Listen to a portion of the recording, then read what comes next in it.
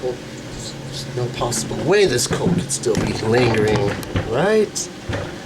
Whew, my health must be declining. Anyway, they operated more like an extended family. As surpluses developed and societies grew larger, cities evolved, perhaps around 3500 BC. City-states then came into being, with power radiating outward from a city like a spider web. City-states came into being with power radiating outward from a city like a spider's web. Although the city controlled the immediate area around it, the areas between cities remained in dispute. Each city-state had its own monarchy. Monarchy is a king or a queen or ruler. Let's see. Monarchy, a king or a queen whose right to rule was passed on to their children. City-states often quarreled, and wars were common. The victors extended their rule, and eventually a single state was able to wield power over an entire region. As the size of these regions grew, the people slowly began to identify with the larger region. That is, they began to see distant inhabitants as we instead of they. What we call the state, the political entity that claims a monopoly on the use of violence within a territory, came into being. Democracies, citizenship as a revolutionary idea. I like that idea. The United States had no city-states. Each colony, however, was small and independent like a city-state. After the American Revolution, the colonies united. With the greater strength and resources that came from political unity, they conquered almost all of North America, bringing it under the power of the central government. The government formed in this new country was called a democracy, derived from two Greek words, demos, meaning common people, and kratos, meaning power. Common people, and kratos, power. Democracy literally means power to the people. Because of the bitter antagonism associated with the revolution against the British king, the founders of the new country were distrustful of monarchies. They wanted to put political decisions into the hands of the people. This was not the first democracy the world had ever seen, but such a system had been tried before, only with smaller groups.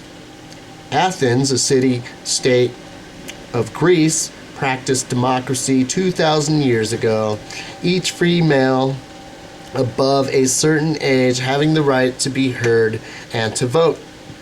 Members of some Native American tribes, such as the Iroquois, also elected their chiefs, and in some, women were able to vote and to hold office of chief. The Incas and Aztecs of Mexico and Central America had monarchies. Because of their small size, tribes and cities were able to practice direct democracy.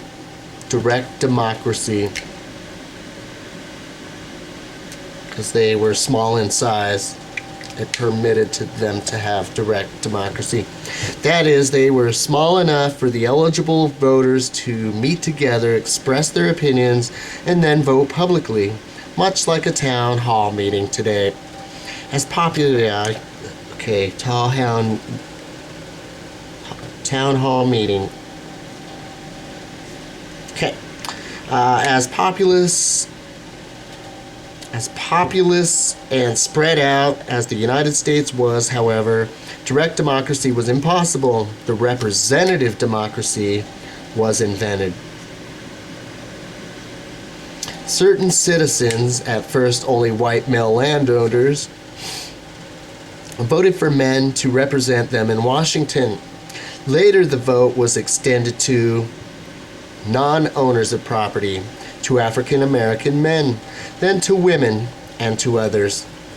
Our new communication technologies, which make electronic town meetings possible, may allow a new form of direct democracy.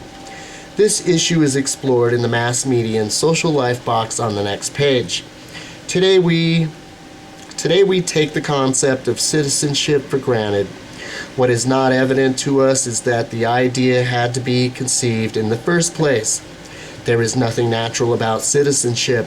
It is simply one way in which people choose to define themselves. Throughout most of human history, people were thought to belong to a clan, to a tribe, or even to a ruler. The idea of citizenship, that by virtue of birth and residence people have basic rights, is quite new to the human scene.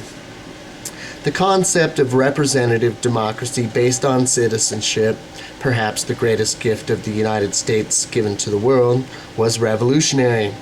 Power was to be vested in the people themselves, and government was to flow from the people. Once again, I should even highlight it. Power was to be vested in the people themselves, and government was to flow from the people. Democracy, power to the people.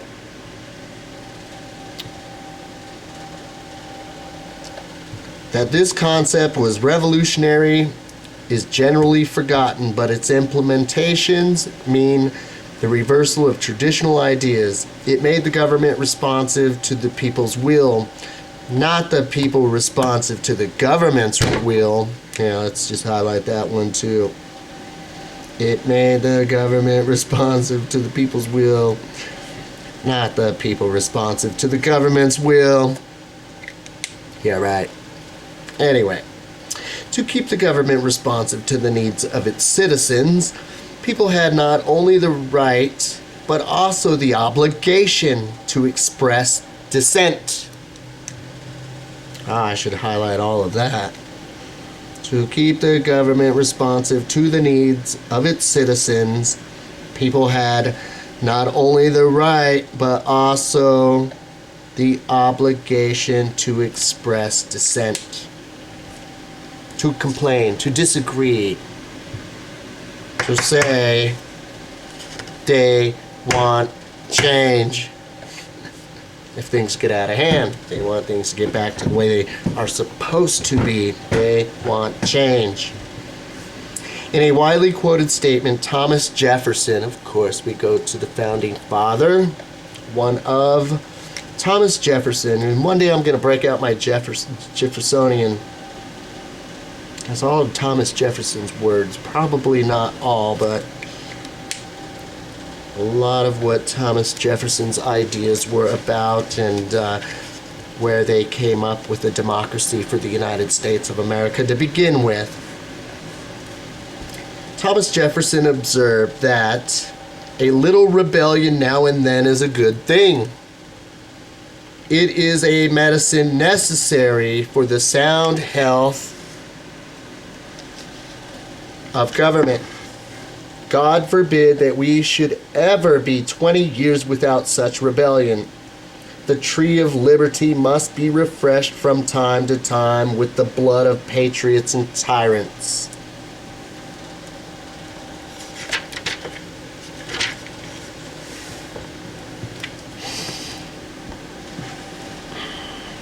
The idea of universal citizenship, of everyone having the same basic rights by virtue of being born in a country or by immigrating and becoming a naturalized citizen, flowered very slowly and came into practice only through fierce struggle. When the United States was founded, for example, this idea was still in its infancy. It was just starting, still growing like a flower.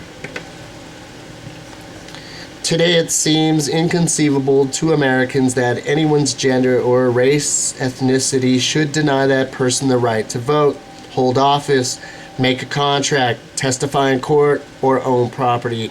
For earlier generations of Americans, at least white men, however, it seemed just as inconceivable that women, minorities, and the poor should be allowed such rights. Dictatorships and oligarchies. The seizure of power. If an individual sizes, excuse me, if an individual seizes power and then dicks the people around. No, I'm just kidding. If an individual seizes power and then dictates his will onto the people, the government is known as the dictatorship. If a small group seizes power, the government is called an oligarchy. The occasional groups in Central and South America in which, I have to highlight this.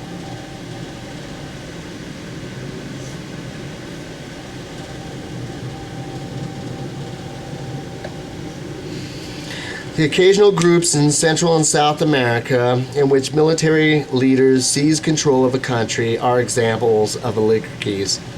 Although one individual may be named president, often it is the group of high-ranking officers working behind the scenes.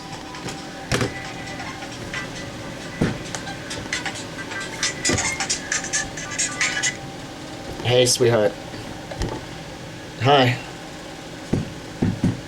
Yeah, I don't have much time at all. Where are you? You're not gonna make it. Forget it. Never mind. No, don't even stop. There's no way you're gonna make it here in 15 minutes and I'm gonna be able to eat. Or in 5 minutes and have enough time to eat. Jeez, man, I'm going without food. I'm going without sleep. It's crazy. Sweetheart, I don't have the time.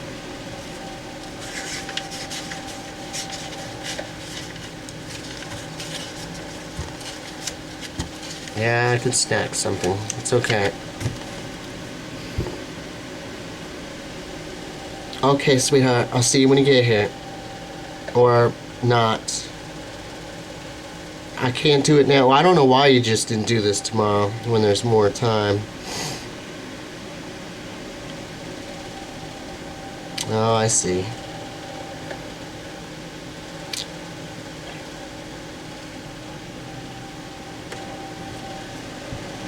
Right.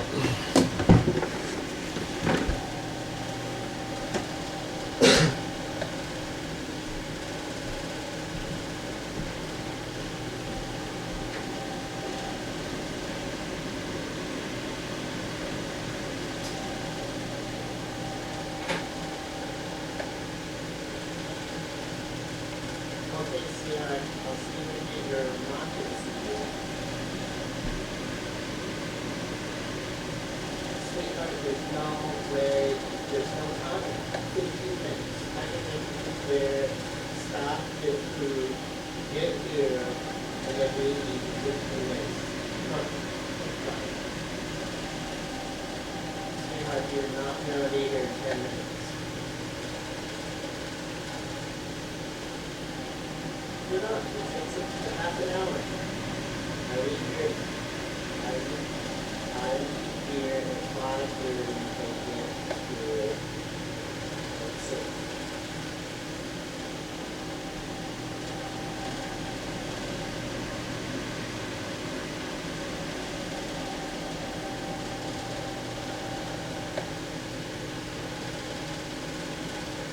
Okay.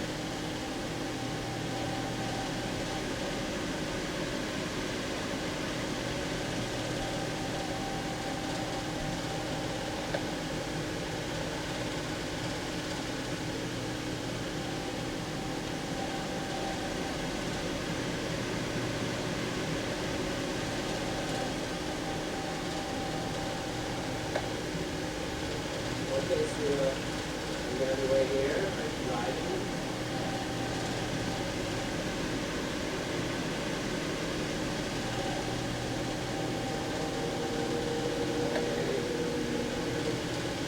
See you. I won't see you.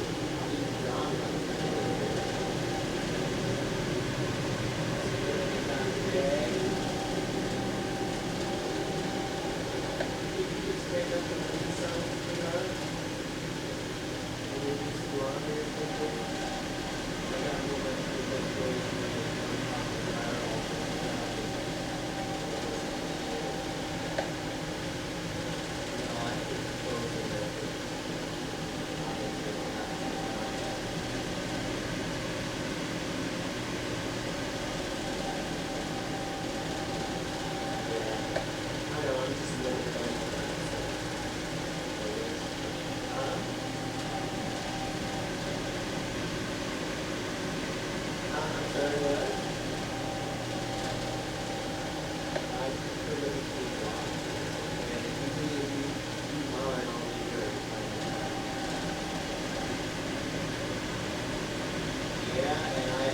This one. I don't know where my clothes are. All my dark clothes are missing. No. No. Pants missing.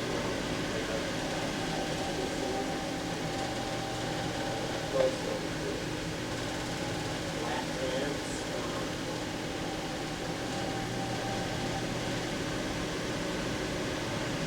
I'm sure.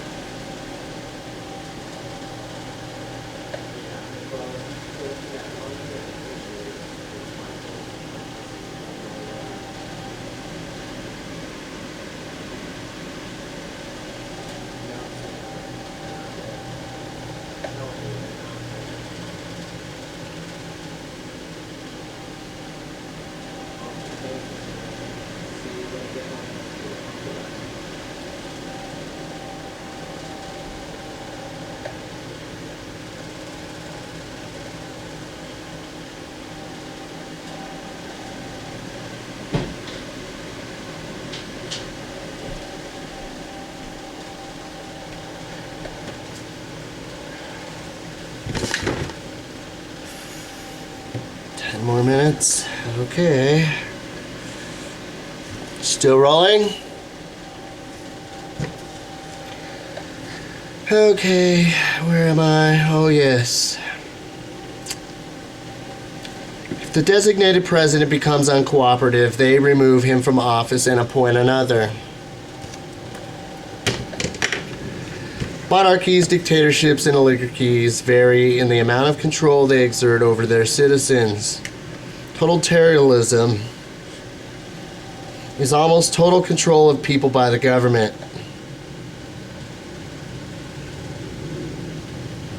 As our opening vignette demonstrated, totalitarian regimes tolerate no opposition or no opposing opinion. And we go to Hitler as an example, of course. In Nazi Germany, Hitler organized a ruthless secret police force, the Gestapo, that searched for any sign of dissent. Spies even watched how moviegoers reacted to newsreels, reporting those who did not respond appropriately. Man, would Hitler love the technology we have today? We'll spy on people through their computers, through their telephones, plant bugs in their houses, cameras everywhere. Vegas would work real well for Hitler. Spies even watched how moviegoers reacted to newsreels, reporting those who did not respond appropriately. Saddam Hussein, here's another, acted as ruthlessly toward Iraqis. Children who refused to join Saddam's Iraqi youth were beaten and put in filthy prisons. People around the world find great appeal in the freedom that is inherent in citizenship and a representative democracy. Those who have no say in their government's decisions or who face prison or even death for expressing dissent find in these ideas the hope for a brighter future. With today's electronic communication, people no longer remain ignorant of whether they are more or less politically privileged than others. This knowledge produces pressure for greater citizen participation in government. As electronic communications develop further, this pressure will increase. The United States political system. With this global background, let's examine the United States political system. We shall consider the two major political parties, voting patterns, and the role of lobbyists and the PACs, political parties, and elections. After the founding of the United States, numerous political parties emerged. But by the time of the Civil War, two parties dominated United States politics. Democrats, who in the public mind are associated with the working class, and the Republicans, who are associated with the wealthier people. Each party nominates candidates, and in pre-elections called primaries, the voters decide which candidates will represent their party. Each candidate then campaigns trying to appeal to the most voters. And boy, do they get dirty in politics, don't they? Today's this particular what is the word I'm looking for? During this political campaign, it's not as dirty as we've seen in the past. I think they're improving, maybe maturing. The social map on page 290 shows how Americans align themselves with political parties. Although the Democrats and Republicans represent different philosophical principles, each party appeals to a broad membership, and it is difficult to distinguish a conservative Democrat from a liberal Republican. The extremes are easy to discern, however.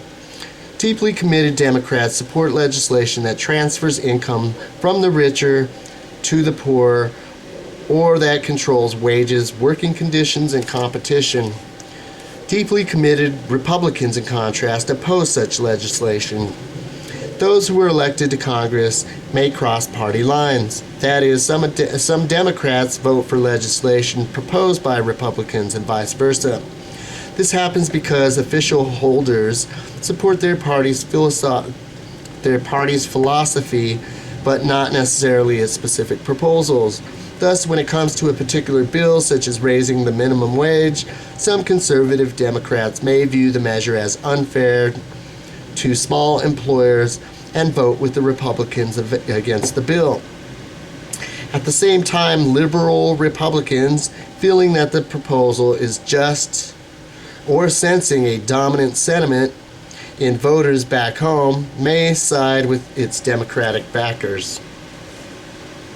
Regardless of their differences and their public quarrels, the Democrats and Republicans represent different slices of the center. Although each may ridicule its opposition and promote different legislation, each party firmly supports such fundamentals of United States political philosophy as free public education, a strong military, freedom of religion, speech and assembly, and of course capitalism, especially the private ownership of property. Third parties also play a role in United States politics, but to gain power, they too must support these centrist themes. Any party that advocates radical change is doomed to a short life, because most Americans consider to vote for a third party a waste. Third parties do notoriously poorly at the polls. Two exceptions are the Bull Moose Party, whose candidate, Theodore Roosevelt, won more votes in 1912 than Taft. The Republican presidential candidate in the United We Stand Party,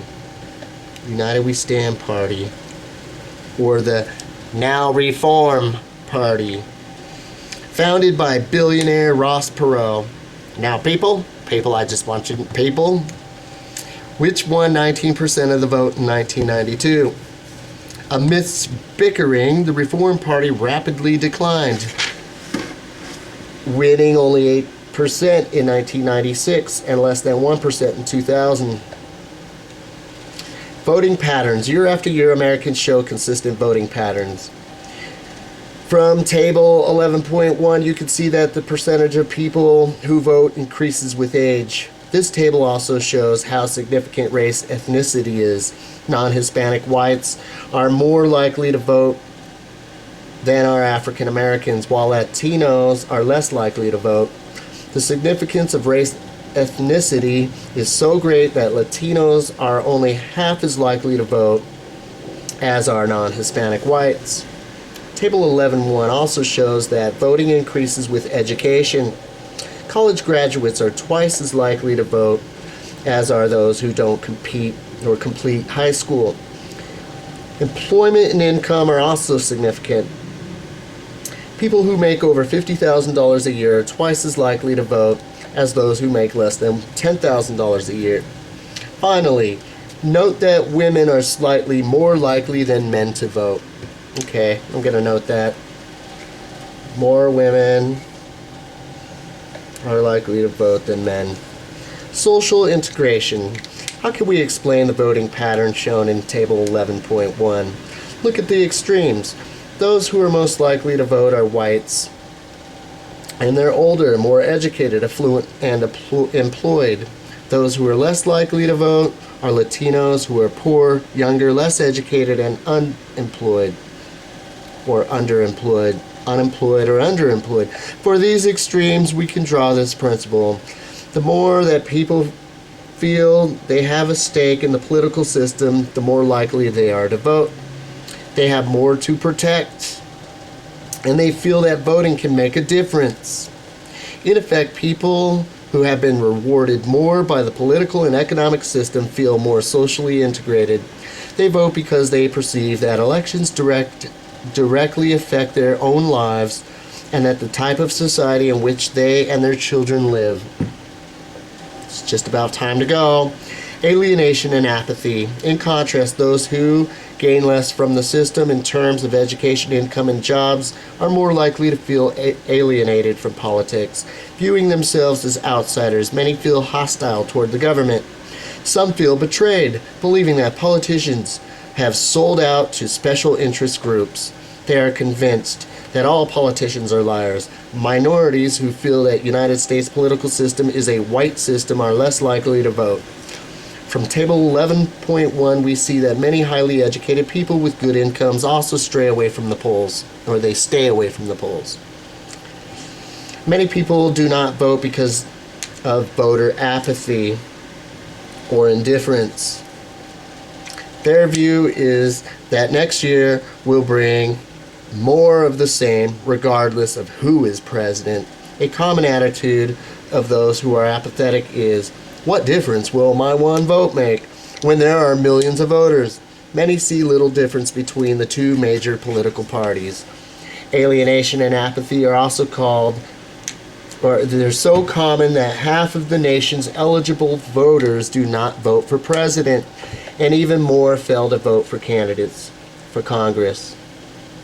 And I have to go. Seems a little interesting, right? Slightly, is it?